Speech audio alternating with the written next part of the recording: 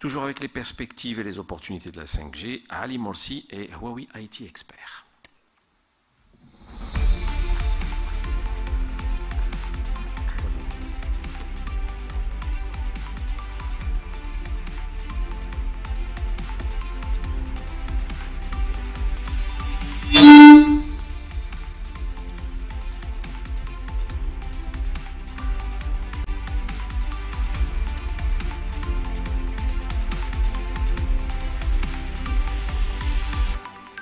Alors, salam alaikum. Salam alaikum. Monsieur Khair, et tout d'abord, je vous remercie pour avoir réservé votre temps et rester avec nous à cette heure tardive. Ali Morsi, Solution Manager, je travaille au sein de la compagnie Huawei comme Solution Manager, responsable des solutions principalement radio. Et je suis très content d'être parmi vous aujourd'hui. Le thème de ma présentation, c'est la 5G, perspective et opportunité. Inch'Allah, alors on commence notre présentation par une perspective de l'évolution du déploiement de la 5e génération globalement, en essayant de la comparer avec la génération précédente, qui est la 4e génération. Donc nous avons essayé de faire deux comparaisons. On va comparer la 4G et tous les résultats qui ont été achevés, tous les jalons qui ont été atteints dans un laps de temps de 5 ans. Et on va comparer un petit peu avec la 5e génération. Quel était le temps nécessaire pour la 5G pour atteindre plus ou moins les mêmes jalons, les mêmes chiffres, et qu'est-ce que la 5G a fait c'est-à-dire le même laps de temps qui est 5 années. Vous pouvez voir clairement que le déploiement de la 5G vraiment, se fait à un rythme très, très rapide par rapport à la 4e génération. Par exemple, si on considère la 4e génération, après 5 ans de ses premiers déploiements, 2009-2014, on a eu 244 réseaux commerciaux lancés, avec à peu près 1 million de stations de base déployées.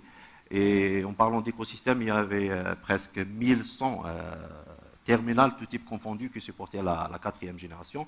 Et on comptait à peu près un demi-milliard d'utilisateurs commerciaux 4G à la fin de l'année 2014. Maintenant, ces mêmes jalons ont été atteints avec la 5e génération, mais dans un espace beaucoup plus réduit. Dans seulement 3 ans, on a eu 243 réseaux commerciaux en 5e génération déjà déployés, avec presque 3,9 millions de stations de base. Voilà, c'est un chiffre multiplié par 4. Et en termes d'écosystème, on avait plus de 1800 terminaux qui supportaient la 5e génération et on comptait à peu près 1 milliard d'utilisateurs 5G, seulement dans 3 années. Et maintenant, à la fin de l'année 2023, on compte plus de 310 réseaux commerciaux. C'est à peu près le tiers des réseaux commerciaux globalement et entièrement, avec plus de 4,2 millions de stations de base déjà déployées. Et un écosystème vraiment très mature, avec plus de 2200 devices, terminals, tout type confondu, qui supportent la 5e génération. Déjà à la fin de l'année précédente, on comptait plus d'1,6 milliard utilisateurs commerciaux 5G. Au jour d'aujourd'hui, la couverture de la 5e génération, si on parle de population, 40% de la population globalement est couverte par des réseaux 5e génération. Okay? Tous ces chiffres démontrent très bien qu'il y a une très grande maturité en termes de déploiement de la 5G. Déjà, c'est-à-dire si on considère la perspective technologique et réseau, on a plus d'un tiers des réseaux qui supportent déjà la 5e génération. L'écosystème, c'est très mature, plus de 2200 terminaux, tout type confondu, qui supportent déjà la 5e génération. Et cela, c'est-à-dire, n'est autre que le résultat du succès de cette nouvelle génération de télécommunications mobiles. D'ailleurs, au jour d'aujourd'hui, les top opérateurs, c'est-à-dire les opérateurs qui ont fortement investi dans la 5e génération, si on prend les 20 opérateurs qui ont fortement investi dans la 5e génération, ils sont en train d'apprécier les résultats et les bienfaits de cette nouvelle génération de télécommunications mobiles. Si on parle de revenus, car au jour d'aujourd'hui, l'augmentation de revenus moyenne globalement est de l'ordre de 1%, mais pour les opérateurs qui investissent fortement dans la 5e génération, ce revenu, c'est-à-dire l'évolution de revenus d'année en année, est de l'ordre de 5 à 10%. Voilà. Et cela ne semble pas s'arrêter. Il y a beaucoup beaucoup de pays qui prévoient de libérer les fréquences nécessaires et de libérer les licences nécessaires pour le lancement de la 5e génération dans les différents continents, les continents latino-américains, l'Europe, le Middle East, Moyen-Orient et l'Asie. OK. Voilà. Tout à l'heure, j'ai parlé de les bienfaits que la 5G apporte aux opérateurs qui se sont investis dans la 5e génération, mais il n'y a pas que ça. C'est-à-dire un déploiement c'est-à-dire précoce de la 5e génération va avoir un impact direct sur l'économie d'un pays. Okay, et ici, nous avons deux cas, deux exemples. Le premier qui est la Chine. Voilà. Vous savez que la Chine, maintenant, c'est la locomotive qui est en train de traîner le déploiement de la 5e génération dans le monde. Et l'impact il est vraiment très remarquable. Déjà, l'économie digitale représente une portion très importante par rapport au revenu PIB global du pays. Plus de 40% du revenu PIB de la Chine découle de l'économie digitale. Et bien sûr, la 5e génération, c'est un petit peu le moteur qui est en train de carburer cette économie numérique avec des résultats, que ce soit directs ou indirects. C'est-à-dire les revenus directs de la 5e génération sont de l'ordre de 2 trillions de RMB, et c'est-à-dire les revenus indirects sont de l'ordre de 4,3. Et vous voyez très bien que d'année en année, cette augmentation vraiment elle est très palpable, elle monte en crescendo. Aussi, il y a par exemple un autre exemple, la Thaïlande. Voilà. La Thaïlande, ils ont lancé la 5e génération en 2020. Voilà. Bien sûr, les opérateurs qui se sont déployés observent déjà une amélioration de leurs revenus, qui est représentée par une augmentation de revenus moyens par opérateur. Voilà. C'est-à-dire, en lançant la 5e génération, vous pouvez voir qu'il y a une augmentation de l'ordre de 10 à 15% de revenus moyens par utilisateur. Voilà. Qui fait booster un petit peu les revenus des opérateurs mobiles. Mais aussi, la Thaïlande, c'est-à-dire, elle est très enthousiaste quant à la 5e génération. Ils ont une stratégie très audacieuse par rapport au déploiement de la 5e génération. Et ils prévoient d'avoir vraiment des résultats très notables d'ici 2035. C'est-à-dire que la 5e génération va contribuer un petit peu à 10% de revenus du GDP, de PIB de ce pays. C'est les prévisions qui ont été émises et qui sont prévues pour l'année 2035. Okay. Alors, en parlant de la 5e génération, d'ailleurs, mon ami Rafir, il en a parlé tout à l'heure, c'est-à-dire il y a plusieurs segments. Il y a des segments c'est-à-dire des services qui ont été proposés, qui sont des services traditionnels, et notamment les services qui sont dédiés au grand public, ce qu'on appelle le segment 2C, to consumer. Voilà. C'est-à-dire c'est des services qui sont d'ores et déjà disponibles avec la 4e génération. C'est quoi la nouveauté avec la 5e génération? La 5e génération, c'est qu'on ne sera plus limité à monétiser un petit peu le trafic. C'est-à-dire monétiser le trafic, c'est-à-dire vendre à l'utilisateur un package, un bundle Internet qui va l'utiliser. C'est la première, disons, phase de monétisation de la 5e génération, mais on va avoir plusieurs vagues de monétisation. C'est-à-dire, initialement, bien sûr, avec la 5e génération, les utilisateurs vont utiliser davantage de data, et par conséquent, ils auront un revenu un peu plus élevé. La consommation moyenne par utilisateur va doubler avec la 5e génération, ce qu'on appelle data of use. TOU va augmenter, va doubler. Et par conséquent, le ARPU de l'utilisateur va observer une augmentation de l'ordre de 10%. Okay. Mais cela, c'est l'aspect traditionnel, c'est la façon traditionnelle avec laquelle les opérateurs essaient de monétiser un petit peu leur investissement. Il y a d'autres façons qui sont actuellement, qui deviennent possibles avec la 5e génération, c'est de pouvoir monétiser l'expérience, bien sûr, avec la 5e génération. C'est-à-dire qu'on peut garantir un certain niveau de service et on peut monétiser cette expérience. Okay. Par exemple, dans le cadre de live streaming, aujourd'hui, il y a beaucoup d'utilisateurs on appelle ça, par exemple, les influenceurs. Maintenant, le live streaming, ça devient un gain-pain. Un influenceur utilise le réseau pour, c'est-à-dire diffuser de la vidéo. Et parfois, quand le réseau il y a une certaine congestion sur la liaison montante, voilà, ça va entraver un petit peu l'expérience utilisateur. Du coup, par exemple, cette frange d'utilisateurs peut souscrire à un service de garantie de la liaison montante. Et du coup, cela va apporter plus de revenus aux opérateurs mobiles. La troisième vague, c'est la monétisation de nouveaux services.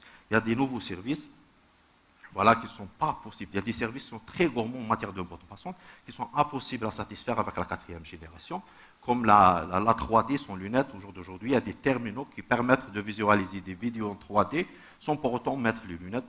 Bien sûr, le débit et la vitesse nécessaire pour accéder à ce genre de service ne peut jamais être satisfait avec la 4e génération. Du coup, ce genre de service peut apporter une nouvelle opportunité de monétisation pour les opérateurs mobiles. Okay? Vous voyez que, bien sûr, pratiquement tous les opérateurs qui se sont déployés sur la 5e génération sont d'ores et déjà en train de monétiser, bien sûr, l'augmentation du trafic d'utilisateurs, mais sur les deux aspects, c'est-à-dire ça vient en phase. Ça vient en phase. Okay? Il y a un autre type de service qui est le 2H, c'est-à-dire le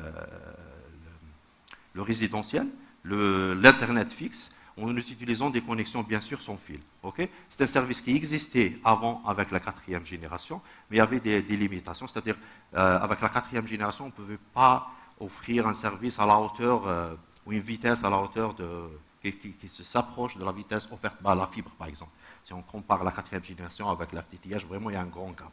C'est pour cela que le déploiement de ce qu'on appelle FWA, Fixed Wireless Access, sur les technologies 4G, c'est-à-dire n'a pas connu un très grand succès. Mais avec l'arrivée de la 5e génération, vous pouvez voir que vraiment, il y a un engouement pour le déploiement de ce genre de service. Au jour d'aujourd'hui, plus de 155 réseaux déjà offrent le service FWA. Vous vous souvenez, on a dit qu'au jour d'aujourd'hui, on a presque 300 réseaux commerciaux. La moitié de ces réseaux déjà offrent le service FWA avec plus de 40 millions d'utilisateurs. Et sur, c'est-à-dire si on considère les perspectives et les forecasts, vous pouvez voir que la 5e génération, le FWA, va prendre le relais déjà à partir de 2025. À partir de 2025, le nombre de connexions FWA sur les réseaux 5G va dépasser celle du réseau 4G, bien sûr. Bien sûr, c'est-à-dire ça, c'est avec la 5e génération, il y a des nouvelles techniques, des nouvelles technologies qui vont permettre d'améliorer davantage, c'est-à-dire les débits et l'expérience utilisateur avec les réseaux 5G, c'est ce qu'on appelle le FWA Square. Là, on va pouvoir utiliser de nouvelles technologies sans pour autant trop entrer dans le détail, c'est-à-dire plus de carrier aggregation, plus de spectres, c'est-à-dire utiliser les spectres traditionnels et aussi les coupler ou bien les combiner avec les hautes fréquences qu'on appelle les millimeter waves pour offrir vraiment un débit très élevé et pour c'est-à-dire offrir un minimum de vitesse de l'ordre de 500 mégabits par seconde et aussi améliorer l'aspect latence parce qu'il y a beaucoup de services qui vont être véhiculés sur ce genre de réseau. Par exemple, le gaming qui parfois nécessite une latence assez réduite. Du coup, les nouvelles technologies proposées avec la 5e génération peuvent répondre à ces besoins, c'est-à-dire offrir une nouvelle aubaine, des nouvelles opportunités pour les opérateurs pour monétiser leur investissement dans la 5e génération. Okay? Il y a le troisième créneau qui est le 2B, c'est le businesses. Et c'est ça vraiment la nouveauté, ce qui n'existait pas vraiment dans la 4e génération, c'est-à-dire la technologie proposée avec la 4e génération ne permettait pas d'offrir vraiment des solutions adéquates et qui répondent à tous les besoins des industriels. Mais avec la 5e génération, on voit que vraiment c'est un nouveau segment qui est vraiment très intéressant. Voilà, d'ailleurs, si on regarde un petit peu les chiffres, d'ailleurs, c'est-à-dire à la fin de l'année 2023, on comptait plus de 320 réseaux privés 5e génération fournis seulement par Huawei.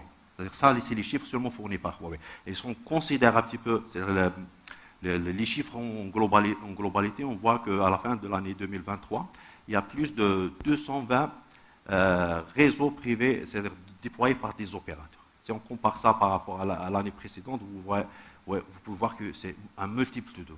Ça reflète un petit peu tout le potentiel qu'il y a derrière. Et c'est l'avantage même de la 5e génération, c'est qu'elle ne s'adresse pas seulement aux utilisateurs grand public, mais qu'elle aborde de nouveaux créneaux, home services, et aussi le B2B. OK? Nous avons dit au début que la 5e génération est un grand succès. C'est pour cela que beaucoup d'opérateurs, les opérateurs leaders dans le monde sont déjà en train d'explorer la nouvelle variante, disons, de la 5e génération, ce qu'on appelle le 5G Advanced, la 5G avancée, ou bien le 5.5, la 5.5, voilà.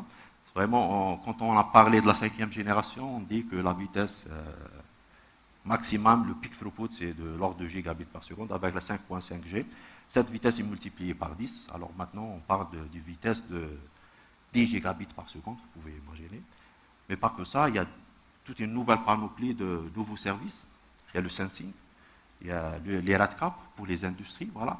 Tout cela, c'est des nouvelles opportunités qui sont en train d'être explorées par les opérateurs leaders qui sont déjà percés dans le domaine de la 5e génération, dans le déploiement des réseaux de la 5e génération. Même, vous pouvez le voir, ils ont en Arabie Saoudite ou bien en Koweït, ils ont déjà fait les tests avec nouvelles fréquences, avec le carrier aggregation pour atteindre des vitesses de l'ordre de 10 gigabits par seconde. Voilà. Avec la 5.5G, il y a des nouvelles techniques et de nouvelles technologies qui vont permettre d'accéder à ce niveau de service. Voilà. Voilà. Un petit mot sur l'écosystème. Et en fait, la bonne chose maintenant que déjà la 5e génération a commencé, le commencement de déploiement des réseaux 5G a commencé en 2019. Au jour d'aujourd'hui, il y a une forte maturité de l'écosystème, que ce soit réseau ou terminaux. Donc, c'est demain, on a la licence de déploiement de 5e génération en Algérie, ça va bénéficier pour l'Algérie en quelque sorte. Et on voit qu'au jour d'aujourd'hui, c'est-à-dire la moitié des téléphones, des smartphones proposés sur le marché sont à moins de $300. Il y a aussi les téléphones, les ODM, voilà, sans marque, disons, qui peuvent être vendus aux opérateurs éventuellement. On peut avoir des téléphones qui supportent la 5e génération, des smartphones qui supportent la 5e génération à moins de $100. Idem pour tout ce qui est fixe broadband, FWA. Voilà. Du coup, cette maturité va bénéficier un petit peu éventuellement à l'Algérie dans la perspective de déploiement du réseau 5G dans le futur proche, Inch'Allah. Ici, un petit aperçu sur la situation de déploiement de la 5G en Afrique, dans notre continent. Vous pouvez voir qu'il y a beaucoup de pays qui sont en orange. Voilà, c'est l'étape test ou bien trial. Il y a quelques pays, il y a aussi plusieurs pays qui sont en gris, il n'y a pas de perspective. Il y a quelques pays qui ont lancé la 5e génération d'une façon commerciale. Mais c'est-à-dire le déploiement vraiment est plus ou moins timide en Afrique. C'est hormis l'Afrique du Sud là où il y a un déploiement massif de la 5e génération. Dans les autres pays, le déploiement se fait à petits pas, pas vraiment une forte un engagement pour le déploiement de la 5e génération. Mais d'un autre côté, si on regarde un petit peu les perspectives, ou bien les forecasts du JSMA, c'est-à-dire, on prévoit que d'ici 2026, il y aura 115 millions d'utilisateurs 5G en Afrique. Là, moi, je vois une opportunité, une grande aubaine à l'Algérie pour conquérir et être leader dans la 5e génération dans notre cher continent. Voilà. Mais pour cela, c'est-à-dire, j'ai déjà mentionné que l'aspect technologique et écosystème est vraiment très mature, mais pour réussir dans le déploiement de la 5e génération, il faut une certaine stratégie qui va piloter un petit peu le déploiement de cette dite technologie. Premièrement, il faudra c'est-à-dire un consensus et une stratégie au niveau national qui va guider un petit peu le déploiement de cette nouvelle génération, avec des plans bien définis, des jalons bien définis et des mécanismes pour évaluer, monitorer un petit peu le déploiement de cette nouvelle génération. Il y a aussi des piliers, des enablers, si j'ose dire, pour permettre une réussite, c'est-à-dire un lancement réussi de la 5e génération en Algérie, différentes étapes. Initialement, c'est être prêt en termes de spectre.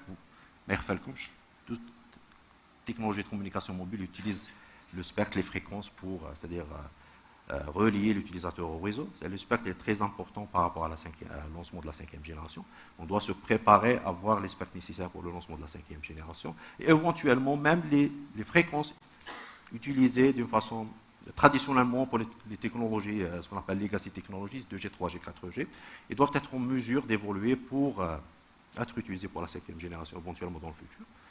Aussi, il y a les politiques qui vont supporter plus le déploiement de la 5e génération pour c'est-à-dire assurer une couverture étendue, c'est-à-dire ouvrir les infrastructures publiques pour pouvoir, comme vous le savez, avec la 5e génération, les fréquences utilisées sont très hautes. Du coup, pour avoir une continuité de couverture, on a besoin de beaucoup plus de sites. De ce fait, si on a les infrastructures publiques ouvertes pour le déploiement de nouveaux sites, ça va aider à améliorer la qualité de service et bien c'est-à-dire des politiques qui vont aider aussi à réduire, c'est-à-dire les charges sur les opérateurs. Et après le déploiement, bien sûr, si on a le réseau 5G, il faut s'assurer que les utilisateurs peuvent migrer et utiliser ce réseau 5e génération. C'est-à-dire cela par l'introduction des terminaux qui supportent la 5e génération, promouvoir la 5e génération fixe, etc. Okay. J'ai quelques cas d'exemples ici. Premièrement, pour les fréquences qui sont, disons, le socle ou bien la fondation d'un lancement réussi de la 5e génération, on doit avoir suffisamment de bandes de fréquences, dont les bandes de fréquences les plus utilisées, les plus matures. Voilà. Il faut avoir, c'est-à-dire l'écosystème est plus mature dans certaines fréquences que d'autres, et il vaut mieux choisir les bonnes fréquences pour avoir une réussite dans le déploiement de la 5e génération. Aussi, il faut réduire un petit peu la pression sur les opérateurs mobiles, c'est-à-dire les opérateurs mobiles, les redevances relatives à le spectre de fréquences doivent être plus ou moins flexibles, plus ou moins allégées pour permettre aux opérateurs de s'investir dans les réseaux 5e génération. Okay. Et éventuellement, il y a la possibilité de convertir les redevances en obligations, c'est-à-dire au lieu de payer beaucoup pour la fréquence, vous avez des obligations pour couvrir plus. Voilà. Quelques cas d'exemple. Ici, par exemple, au Brésil, c'est-à-dire le coût, si on considère le prix total de la licence, il n'y a que 5% qui a été payé au démarrage de la licence 5e génération, et 95% des coûts de la licence 5e génération ont été convertis en obligation de couverture et de qualité. Voilà un autre exemple, par exemple en Thaïlande, là où il y a déjà initialement le prix des redevances relatives aux fréquences de la 4e génération, de la 5e génération sont inférieures, plus abordables par rapport à la 5e génération. Aussi, les modalités de paiement sont allégées un petit peu, c'est-à-dire on ne paye pas one shot, mais c'est-à-dire on va faire un échéancier pour permettre aux opérateurs de se focaliser, de se concentrer sur la construction du réseau. Voilà. Un autre exemple qui est ce qu'on appelle le right of way. On va permettre aux opérateurs d'accéder aux infrastructures publiques, par exemple les écoles, toute infrastructure publique peut être éventuellement utilisée par l'opérateur avec des facilités, avec des conditions bien sûr, des conditions bien définies pour permettre aux opérateurs de se déployer plus rapidement et d'avoir la possibilité de mettre à disposition du citoyen une meilleure couverture à travers plus de sites qui sont plus proches aux utilisateurs. Voilà. Avec ce slide, j'arrive à terme de ma présentation. Comme ça, merci beaucoup. J'espère que tu fais quand même.